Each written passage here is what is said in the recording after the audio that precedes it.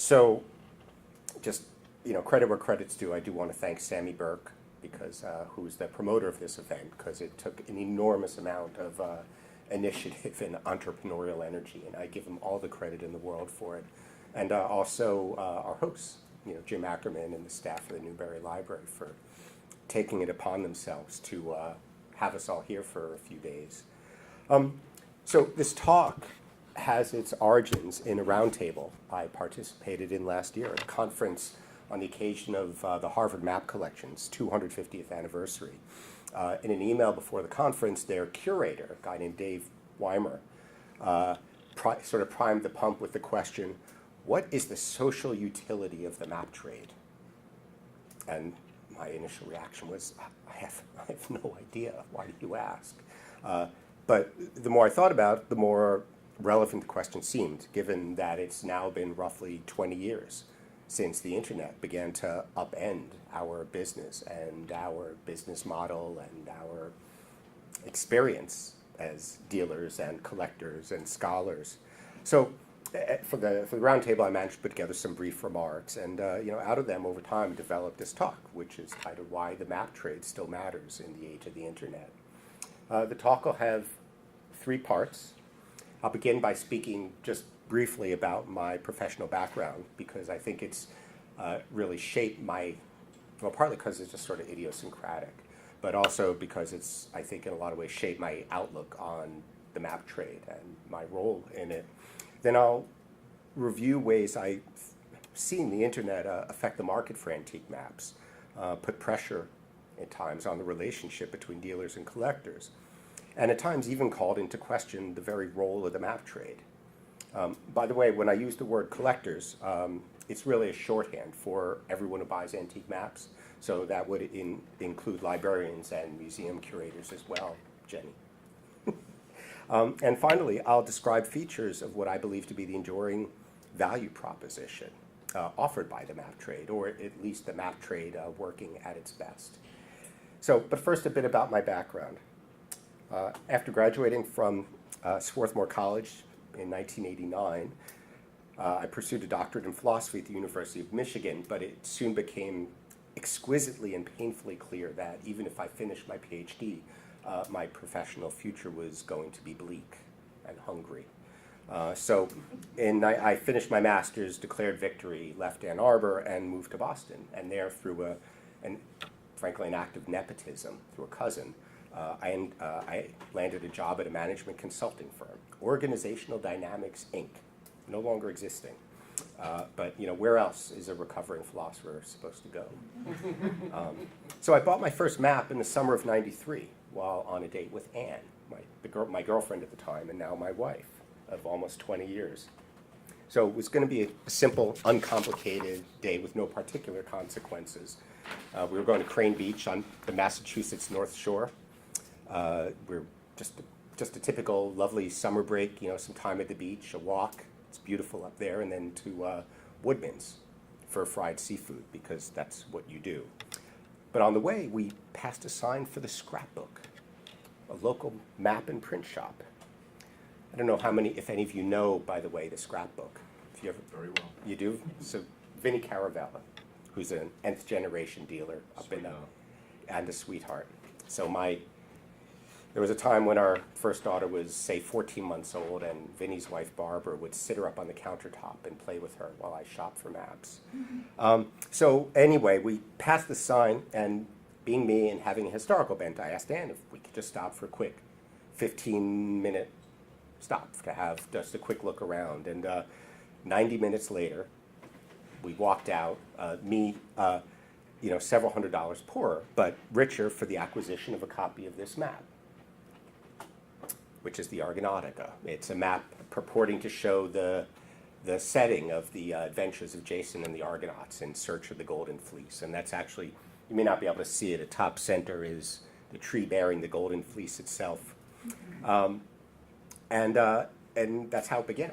So over maybe 7 or 8 years, I developed a very modest collection, though really always willy-nilly and opportunistically. There was never any kind of plan, beyond a longing for this, that, or the other map that happened to catch my eye.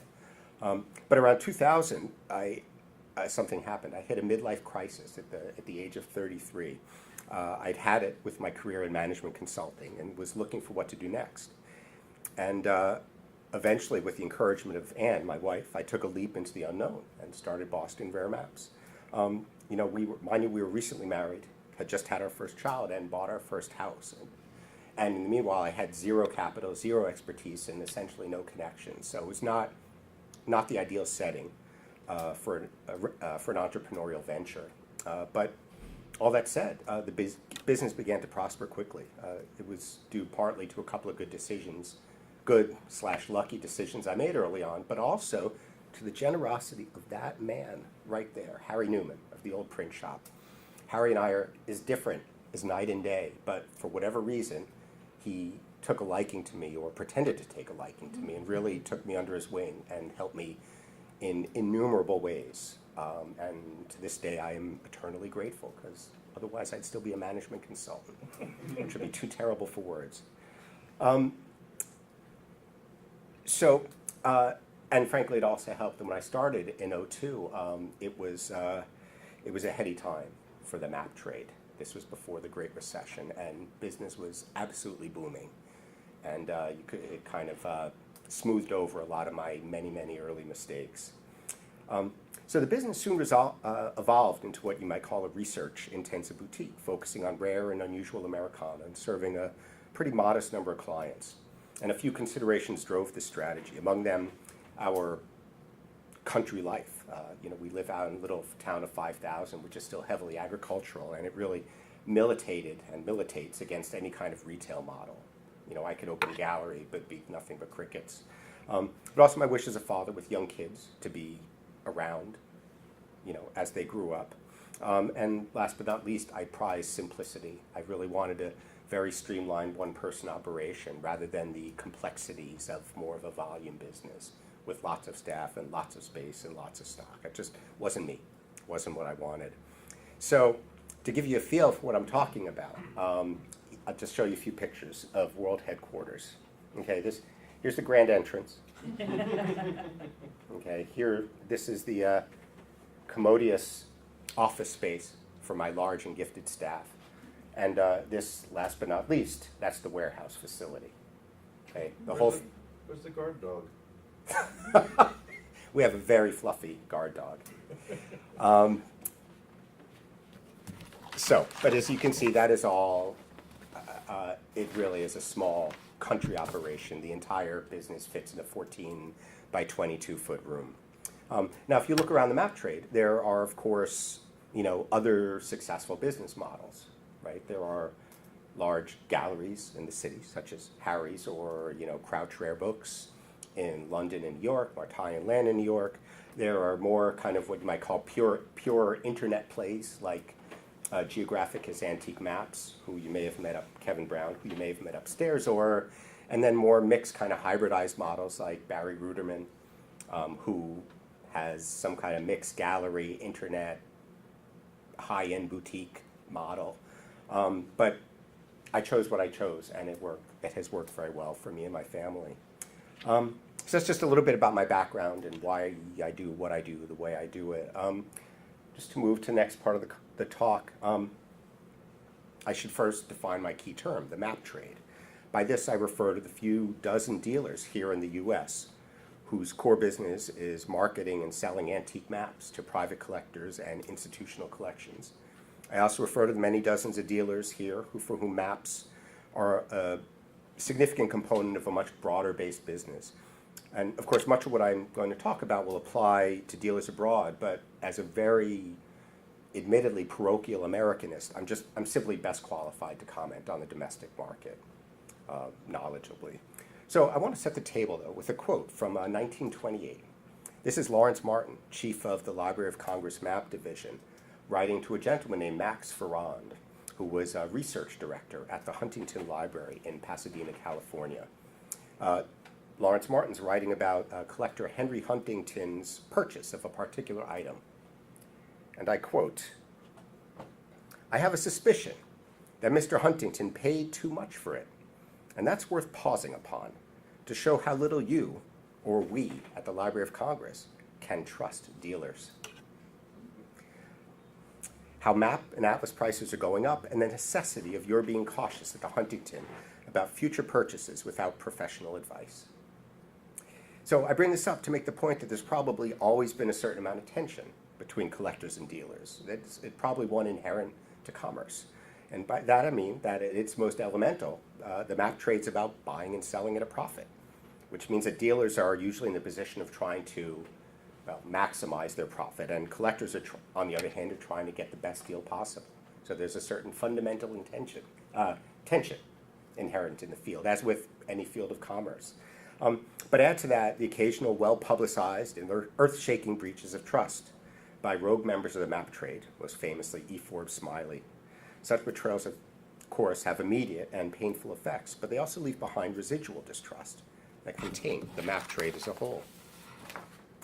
But I'd also argue that in recent years, the collector-dealer relationship has come under new forms of pressure, all connected in some way with that omnipresent and increasingly omniscient monster we call the internet. Now, I'd be the last to deny the internet's many benefits. On a personal note, it's been a great boon for me and my family, enabling me to build a business with national exposure while working from home office in a small country town. But that said, the internet's transformed the market for antique maps in ways that I think, at least, have been in some ways detrimental to the collector-dealer relationship. So first, e-commerce. I mean, to be fair, who isn't a fan of what's sometimes called the frictionless experience of ordering online, be it tickets to Hamilton or new toner cartridges on Amazon, or some treasure from your favorite map dealer. But I think these arm's-length transactions involving little more than a quick email and a credit card run the risk of devaluing the collector-dealer relationship. In aggregate, it's become, I think, more transaction-based and less of a partnership, more focused on the deal than on the development of a mutually beneficial long-term connection. Indeed, it seems that the experience of buying a map from a dealer at times differs little from the experience of buying on Amazon or eBay. Now, I acknowledge that these transactions can be satisfying for those involved. Collectors get maps to build their collections, and dealers hopefully turn a reasonable profit. But I'll argue later that these relatively frictionless transactions may come with hidden but substantial opportunity costs. But there's another dynamic created by the internet that's more subtle than just the distancing effect of e-commerce. Historically, the collector-dealer relationship was what we would call asymmetrical, in the sense that dealers had vastly more information at their disposal than their clients. This included not just historical and cartobibliographic knowledge, but also market data about historic pricing, rarity, and the current availability of maps. And this disparity was a direct result of dealers' large investment in their research libraries, their networks of relationships in the map trade and related fields, and their years of experience observing the market. And it gave them a large, even huge advantage when it came to sourcing, pricing, and negotiation. Today, however, that wealth of information available on the internet has much reduced this asymmetry. So when I offer a map to a client, with a quick Google search, he or she can, and I will say often does, get a feel for its rarity, whether there were others on the market, and if so, at what price, and whether yet others were sold at auction in recent years.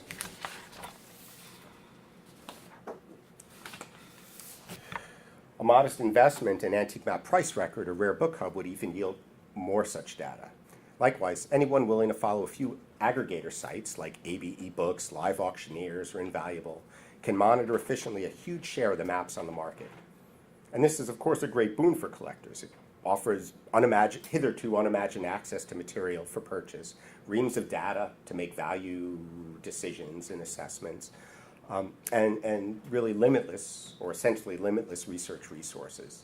In economist terms, we would say this is a more efficient or a more perfect market. And yet this shift also greatly complicates the relationship between collectors and dealers, creating new potential for distrust, conflict, and even skepticism about the value of the map trade. It's not infrequent, for example, that I learned that I was bidding against a valued client at auction, thus either driving up their purchase price or depriving them of a much sought-after map. Likewise, I've more than once had the experience of offering a client something really special, only to have them say, isn't that the map you bought for X at auction Y? In fact, I've lost at least one client in a similar circumstance. This is The Way of Good and Evil. It's an allegorical map from 1862, intended to strike fear into young people and keep them on the straight and narrow. It's wonderful, but also rare as all get out. To my knowledge, there are only 4 known impressions or copies or examples. And this particular client had been seeking a copy for years and was absolutely delighted to purchase it from me. But after the fact, he found the sales record on the website of the out-of-the-way auction where I purchased it. He begrudged me the profit and has not spoken to me since. And it's been more than 5 years. So it's a fraught background indeed, marked by tensions inherent in a commercial relationship, the tendency of e-commerce to encourage arm's-length transactions, and a shift in the historically asymmetric relationship between collectors and dealers. And yet I'll argue that the trade has more to offer than ever. Collectors today are, in general, strapped for time and deluge with both information and buying opportunities. Under these circumstances, members of the map trade can be valuable partners in navigating a crowded and noisy marketplace. So I think of the map, because I'm a recovering management consultant, I think of the map trade's contribution as its what we call value proposition. It's a concept usually deployed in the corporate world. A firm's value proposition is that distinct set of benefits it brings to the table, which together, hopefully, make it more attractive than its competitors. So, for example, Amazon's value proposition is its ability to offer an unrivaled selection of products cheaply and deliver them quickly. But an industry or sector can also have a value proposition. So that of electric car makers such as Tesla rests on their cars being more energy efficient and cleaner running than those propelled by fossil fuels. Likewise, the map trade that is, at least at its best, has a value proposition, one that I think distinguishes it from other distribution models such as auction houses or online venues like eBay. Open your eyes, Harry.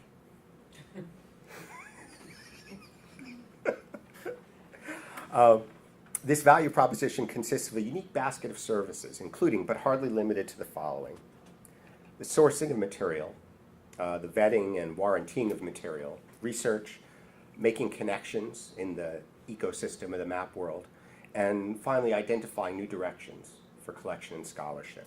And I'll address each of these in turn briefly. But before doing so, I have some caveats.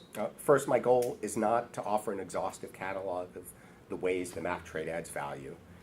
But more important is I'm not trying to put the trade on a pedestal. We dealers are people, and like people in general, our abilities, personalities, and moral constitutions vary substantially. So my observations are meant to be descriptive of the map trade working at its best, which I think it often does. So sourcing. It's true that, as I discussed earlier, the internet's made maps more available to more collectors than ever. In this regard, that asymmetry I refer to between collectors and dealers has certainly declined, but it's still very, very real. Short of becoming full-time dealers themselves, collectors simply can't replicate the average map dealer's commitment to following the marketplace for buying opportunities. Nor can collectors replicate dealers' marketing efforts, usually including a mix of internet presence, shows and fairs, and press exposure, all of which enable them to buy a great deal of material privately and very quietly. The material usually originates in the private sector, but also from institutional deaccessions, the process whereby libraries and museums sell out-of-scope or duplicate items.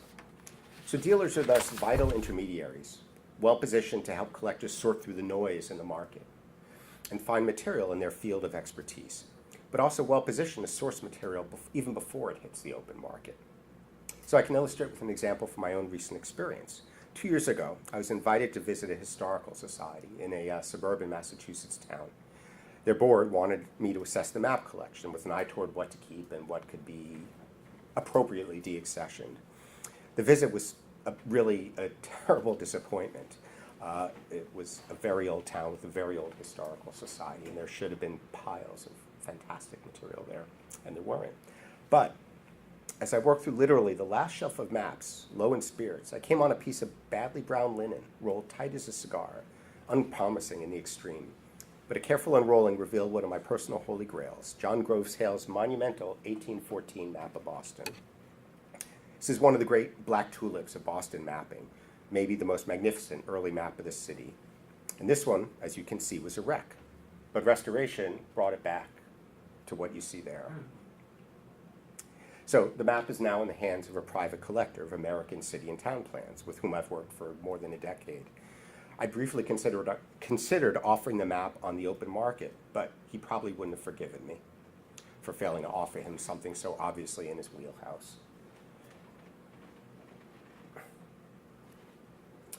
So vetting and warrantying of material.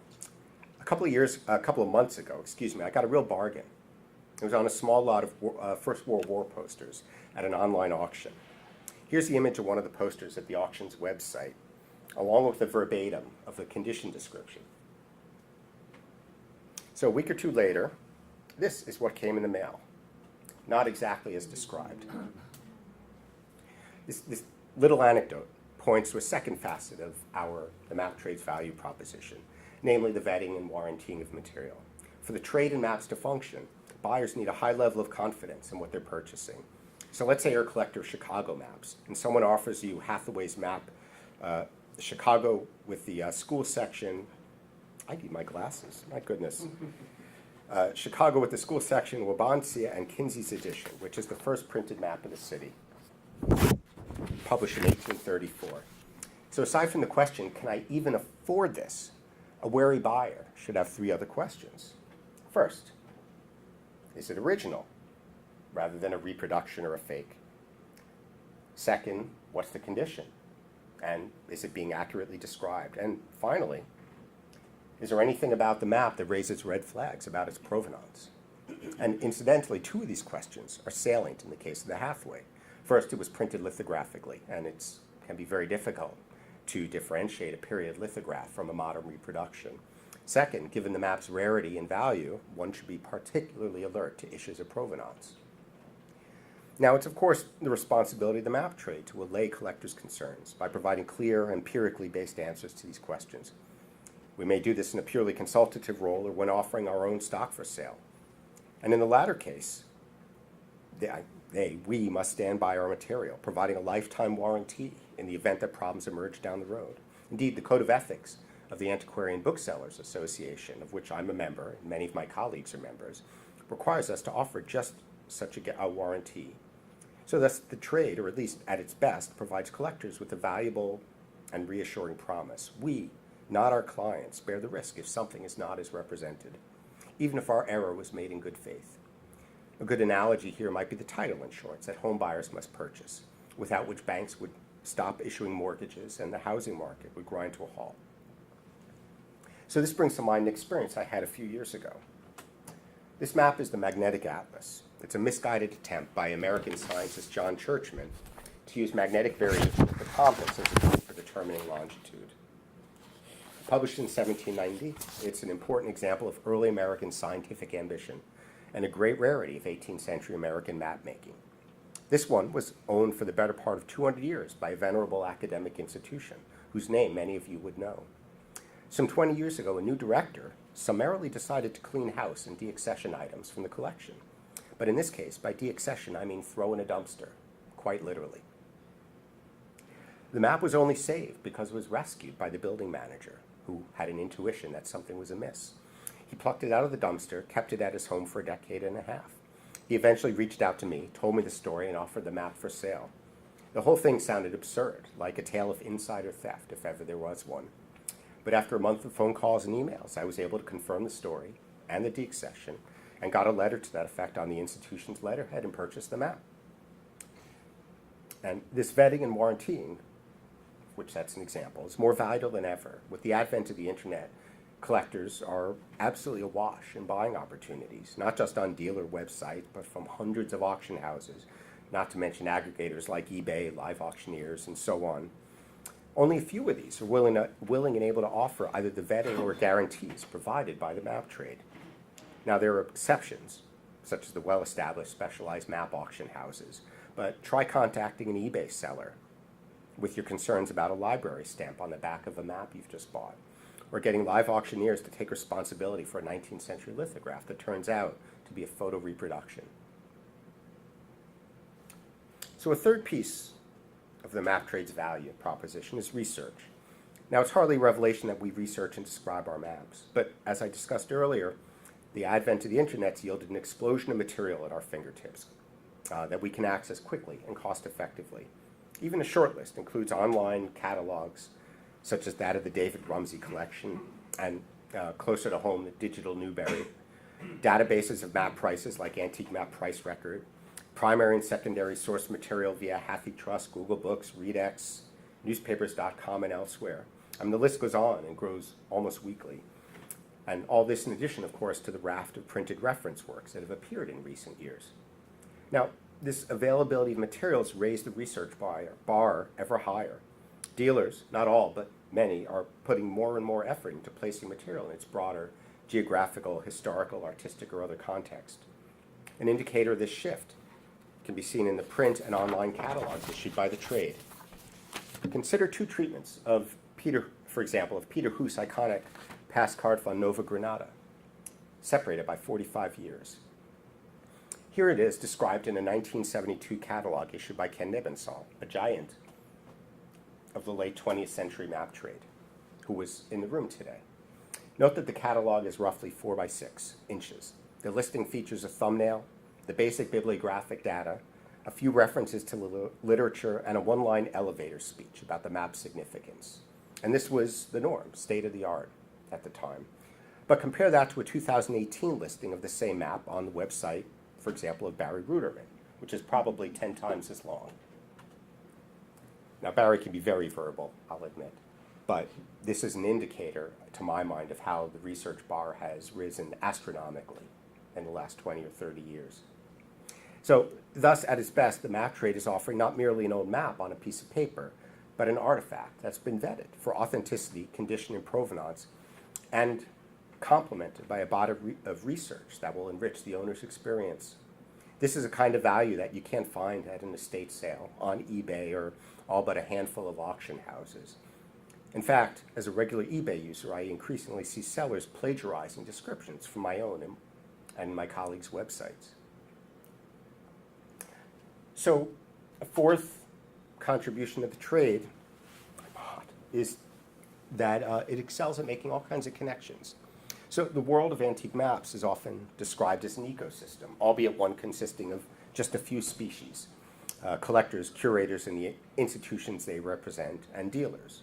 And you could also add the small group of auctioneers specializing in maps, such as Caleb at Swan, or Elian Dotson, who's of Old World, who's upstairs, and Julian Wilson at Christie's. Savvy dealers view themselves not as the sum of their stock, but as inhabitants of this strange ecosystem. Indeed, it's a dealer's job to know everyone in his or her space in that ecosystem, and to work constantly to strengthen those ties. After all, at the most rudimentary level, the more people we know, the better our sources, and the larger our client base. So at its best, the trade is ideally positioned to make constructive connections between others in the ecosystem. We have, as the saying goes, both means and motive. This happened some years ago when Paul Cohen of Cohen & Tolliver introduced New York collector Richard Brown to the Leventhal Map Center at Boston Public. Richard's now a board member, and much of his extraordinary collection of French and Indian War material can now be viewed through a portal on the Leventhal website. And here's an example of the kinds of amazing material from Richard's collection now available for viewing. This, for example, is a spectacular full-color copy of the so-called Anti-Galligans map, issued in London 1755 as the French-Indian War was heating up. Its rhetorical intent was to support Great Britain's territorial claims in America, while highlighting the threat posed by France's imperial ambitions. Now, these connections often have nothing to do with commerce, but can still be fruitful for all involved. So, for example, a beginning collector might appreciate tips about visiting local map collections. An advanced collector eager to make their collection accessible online would do well to be connected with an institution that has a strong digital infrastructure. For their part, institutional collections benefit from introductions to private collectors hoping to give something back, either as donors, as lenders for exhibitions, or as board members. Finally, the map trade excels at identifying and disseminating new fields of collecting. And this, for me, brings to mind the words of former Secretary of Defense, Don Rumsfeld, who famously said, As we know, there are known knowns. There are things we know we know. We also know there are known unknowns. That is to say, we know there are some things we do not know, but there are also unknown unknowns. The ones we don't know, we don't know. This, of course, was when the efforts in Iraq were beginning to go badly south. Now, once you penetrate the Rumsfeldian syntax, it's actually quite apt. Every collector has known unknowns, unanswered questions that have been nagging at them. So, for example, how many copies of John Mellish's map of Illinois were printed? And will I ever find one for myself? But every collector also has unknown unknowns, and those are the ones that are most exciting, I think. These are the new opportunities for collecting and scholarship that no one even knows about yet. And I'd argue that the trade is uniquely positioned to contribute here. After all, every year we see tens, hundreds of thousands of maps of all sorts, and as entrepreneurs, we're always interested in new opportunities for distinctive branding and, of course, profit. To use the phrase again, we have means and motive. This push for novelty and new collecting fields benefits everyone. It gives collectors chances to enrich their interests and find new interests.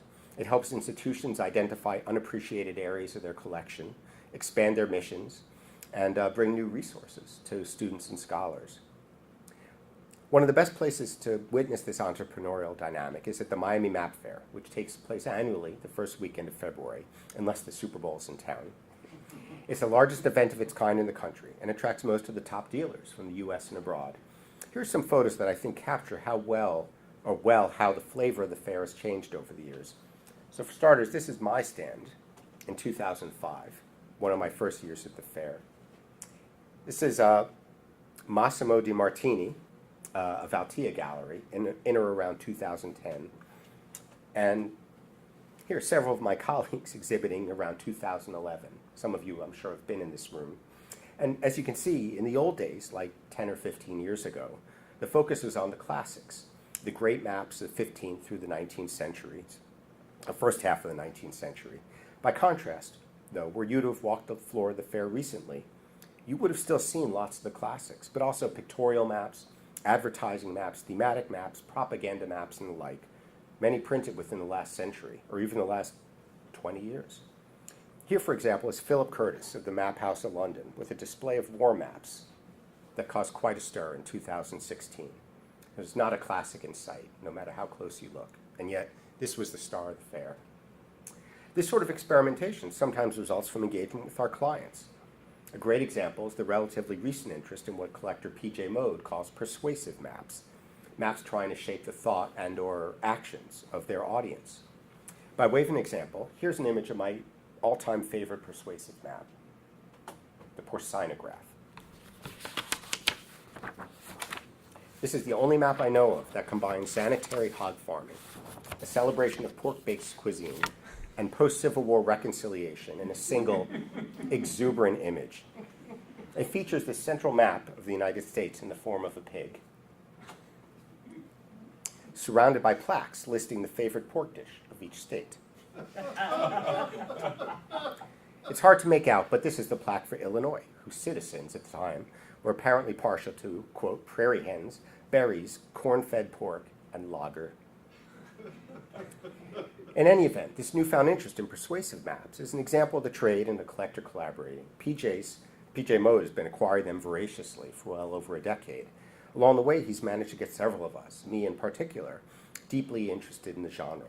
Now, inspired by PJ, I and others are looking everywhere we can to identify new fields of persuasive mapping and develop other clients' interest therein. So while we're on the subject, I'd like to just make a plug. For the past several years, PJ has been collaborating with the Cornell University Library to develop the Persuasive Cartography website. This site includes hundreds and eventually thousands of high-resolution images and curatorial notes written and continually updated by PJ himself. I recommend it. It's great fun. It's a great research tool and a great example of what's now available in the digital domain. So to review, at its best, the map trade brings to the table a unique value proposition, one that's relevant no matter where collectors are at in their collecting life cycle. So these include, as I stated earlier, sourcing of material, vetting and warrantying of material, research, making connections between people in the ecosystem of the antiquarian map world, and identifying new directions for collecting and scholarship.